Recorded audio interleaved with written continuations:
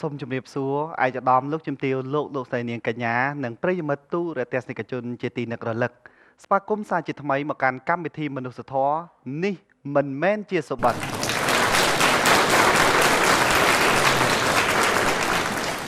កម្មវិធីមនុស្សធម៌នេះមិនមែនជាសុបិនផ្ដល់ជូនសេវាកម្មឥតគិតថ្លៃទៅដល់ប្រជាពលរដ្ឋកម្ពុជាទាំងនៅក្នុងប្រទេសក៏ដូចជានៅក្រៅប្រទេសដើម្បីស្វែងរកសាច់ញាតិដែលបានបែកបាក់គ្នានៅក្នុងសម័យសង្គ្រាមឬក៏បានព្រាត់ប្រាសគ្នាដោយសារមូលហេតុផ្សេងជាច្រើនទៀតនៅក្រោយសម័យសង្គ្រាមលោកអ្នកអាចតាក់ទងមកកាន់កម្មវិធីមនុស្សធម៌នេះមិនមែនជាសុបិនតាមរយៈ hotline number ណាគឺទូរស័ព្ទលេខ0975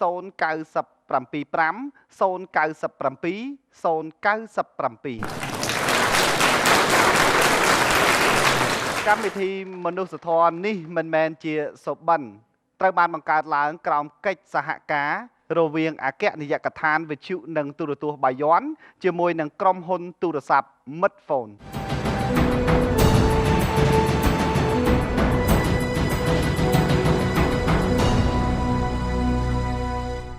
ពីមួយថ្ងៃទៅមួយថ្ងៃកម្មវិធីមនុស្សធម៌នេះមិនមែនជាសុបិនបានទទួលនឹងការគ្រប់គ្រងនិងការតាក់ទងមកកាន់កម្មវិធីរបស់យើងកាន់តែច្រើនឡើងពីបណ្ដាគ្រប់ភូមិស្រុកខេត្តទូទាំងព្រះរាជាណាចក្រកម្ពុជាក៏ដូចជាការតាក់ទងពីបណ្ដាប្រទេសជាច្រើនថែមទៀតក្រៅពីលេខ hotline 0975 097 លោកអ្នកក៏អាចតាក់ទងមកកាន់កម្មវិធីរបស់យើងតាមរយៈ email info@closer.com.kh ដើម្បីទំនាក់ទំនងនិងសាកសួររកសាច់ញាតិហើយជាការដាក់ពាក្យមកកាន់កម្មវិធីរបស់យើងផងដែរលើសពីនេះទៅទៀតលោកអ្នកក៏អាចទស្សនាដំណើររឿងនៃការបែកបាក់របស់ប្រជាជនកម្ពុជានិងកម្មវិធីជួបជុំដែលយើងបានចាក់ផ្សាយកន្លងមកនៅលើគេហទំព័រ www.closer.com.kh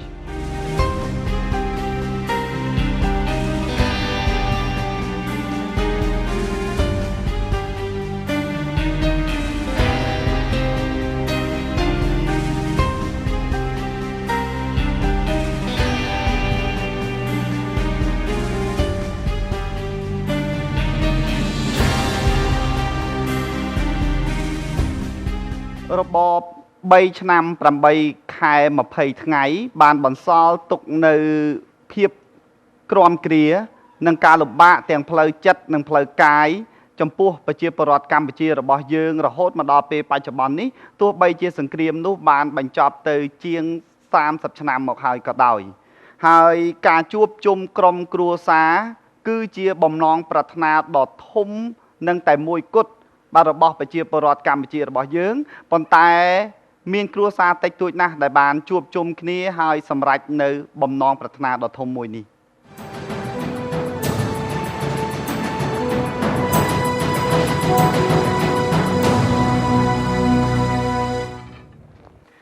នាពេលនេះកម្មវិធីមនុស្សធម៌នេះមិនមែនជាសុបិនបានអញ្ជើញភ្ញៀវកិត្តិយសចំនួន3រូបដើម្បីចូលរួមបង្ហាញពីរឿងរ៉ាវនៃការបែកបាក់ក្រុមគ្រួសារហើយនឹងចេតនានៃការចង់ជួបក្រុមគ្រួសាររបស់ពួកគាត់វិញជូនទៅដល់ទស្សនិកជនដើម្បីទស្សនាបាទដំបូងសូមបាទជំរាបសួរអ្នកមីងបាទតើអ្នកមីងមានឈ្មោះអ្វីហើយអ្នកមីងដាក់ពាក្យមកកាន់កម្មវិធីរបស់យើងនេះដើម្បីស្វែងរកអ្នកណាដែរឈ្មោះសែនរឿនដាក់ពាក្យមករកលោកឪពុកនិងបងស្រីរបស់ខ្ញុំលោកឪពុកហើយនិងបងស្រីចាបាទហើយហេតុអ្វីដែរបានជាអ្នកមីងបែកបាក់ពីគ្រួសារខ្ញុំបែកបាក់ពីគ្រួសារដោយសារប្រទេសកំពុងរំដោះនៅពេលដែលប្រទេសកំពុងរំដោះបាទនៅក្នុងសម័យសង្គ្រាមចាបាទហើយពេលនោះអ្នកមីងមានអាយុប្រហែលដែរប្រហែលជា8ឆ្នាំ8ឆ្នាំ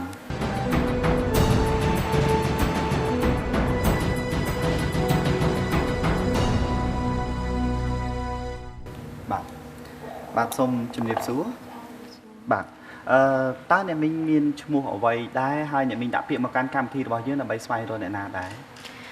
ខ្ញុំមានឈ្មោះមាសបុប្ផាពៅហើយខ្ញុំដាក់មកស្វែងរក ដាក់នៅពាក្យនៅកម្មវិធីប៉ុស្តិ៍បាយ័នហ្នឹងមកស្វែងរកបងប្រុសហើយនឹងអ៊ំបង បងប៉ាខ្ញុំបកើតហើយនឹងមីង បាទហើយតើឪពុកម្ដាយរបស់អ្នកមីងមានឈ្មោះអ្វីខ្លះដែរ ប៉ាខ្ញុំមានឈ្មោះថាមាសសំអាងហើយម៉ាក់ឈ្មោះស៊ីណារ៉េន បាទពួកគាត់ប្រកបមុខរបរអ្វីដែរកាលនោះ កាលពីមុន75គាត់ធ្វើទាហានរួចទៅក្រោយមកជំនាន់លន់ណុលគាត់ធ្វើការនៅកន្លែងឆ្នោតជាតិប៉ា បាទ ហើយម៉ាក់គាត់ធ្វើការនៅធនាគារ បាទហើយតើអ្នកមីងមានបងប្អូនប្រមាណអ្នកពួកគាត់មានឈ្មោះអ្វីខ្លះ បងប្អូនខ្ញុំមាន3នាក់បងទី1ស្រីឈ្មោះមាសសម្បូរនិងបងទី2ប្រុសឈ្មោះមាសរាវុធហៅប្រុសហើយនឹងខ្ញុំហ្នឹងតូចជាងគេមាសបុប្ផាពៅ បាទហើយតើដំណើររឿងនៃការបែកបាក់របស់អ្នកមីងពីក្រុមគ្រួសារហ្នឹងយ៉ាងណាខ្លះដែរ ចាកាលពីចំនួនគេចលៀសចេញហ្នឹងការចំនួនប៉ុលពតហ្នឹងគេចលៀសឲ្យចេញពីទីក្រុងភ្នំពេញឲ្យចេញហ្នឹងចេញទៅគ្រួសារខ្ញុំចេញទៅក៏បែកពីកាលនៅភ្នំពេញហ្នឹងនៅជុំអ៊ំមីងហ្នឹងនៅភ្នំពេញដែររួចទៅដល់ពេលគេចលៀសទៅក៏បែកគ្នាទៅគ្រួសារខ្ញុំចេញទៅគេចលៀសមកគៀនស្វាយរួចទៅគេចលៀសទៅដល់កពត ហើយក៏បែកគ្នា ចាបែកពីអ៊ំបែកពីមីង បាទ អីអស់ទៅ បាទអញ្ចឹងនៅក្នុងសម័យសង្គ្រាមប្រល័យពូជសាសន៍តើក្រុមគ្រួសាររបស់អ្នកមីងបានជួបរឿងរ៉ាវអ្វីខ្លះដែរ ចាកាលហ្នឹងគេចលៀសទៅកពតរួចទៅជាប់គុកនៅកពតហ្នឹងហើយដំបូងឡើយម៉ាក់ខ្ញុំក៏ឈឺស្លាប់ទៅដល់បន្ទាប់មកទៀតប៉ាក៏គេយកទៅសម្លាប់ចោលនឹងគុកហ្នឹងណានៅក្នុងគុកហ្នឹងគេយកទៅសម្លាប់រួចទៅក៏គេឲ្យពួកខ្ញុំ3នាក់បងប្អូនហ្នឹងចេញពីក្នុងគុកហ្នឹងទៅរស់នៅភូមិស្រែចែងហ្នឹងក៏គេឲ្យបងស្រីខ្ញុំហ្នឹងទៅចូលកងនារីហើយខ្ញុំ2នាក់បងប្អូនហ្នឹងក៏គេបំបែកគ្នាឲ្យនៅកងកុមារផ្សេងគ្នាអញ្ចឹងណា បាទ ហើយដល់បន្ទាប់មកទៀតបងខ្ញុំកាលពីជំនាន់ហ្នឹងដូចជាឆ្នាំ1978អញ្ចឹងវាចិត្តដាច់ដែរណា បាទ កាលហ្នឹងគាត់មកសុំប្អូនថាគាត់បើសិនណាជាឲ្យបងយកប្តីបងអត់ទៅហែកតនុកោះស្លាយគេឲ្យទៅស្ទូងរួចទៅក៏ខ្ញុំមិនឲ្យយកក៏គាត់ទៅហែកតនុកោះស្លាទៅរួចដល់ហើយទៅក៏គេយកទៅសម្លាប់ចោលគាត់ឈឺនៅតនុកោះស្លាហ្នឹងគេយកទៅសម្លាប់ចោលនៅភ្នំលាអាង បាទចុះចំណែកបងប្រុសទី2 បងប្រុសទី2ហ្នឹងកាលហ្នឹងរត់ក៏គេរំសាយក្មេងៗហ្នឹងក៏គេឲ្យទៅម៉ែឪអញ្ចឹងណាមួយតែខ្ញុំអត់មានម៉ែឪក៏រត់ទៅក៏គេថាឲ្យទៅម៉ែឪខ្ញុំនៅឈរយំទៅហ្នឹងអត់មានម៉ែមានឪក៏មានក្មេងម្នាក់នៅកងជាមួយគ្នាហ្នឹងហៅទៅរត់ជាមួយហ្នឹងក៏រួចទៅក៏ធ្លាប់ជួបគ្នាជាមួយបងហ្នឹងមកសុំថាសុំនៅជាមួយដែរសុំមួយអ្នកយកខ្ញុំនៅជាមួយហ្នឹងគាត់ក៏អត់ឲ្យនៅ បាទ គាត់ដេញទៅក៏បែកគ្នាទៀតទៅដល់ពេលកន្លងមកមិនដឹងជាប្រមាណនេះមិនតាន់ចេញមកខាងនេះនៅខាងខ្មែរក្រហមហ្នឹងឡើយណានៅខាងប៉ុលពតឡើយក៏ជួបគ្នាម្ដងទៀតហ្នឹង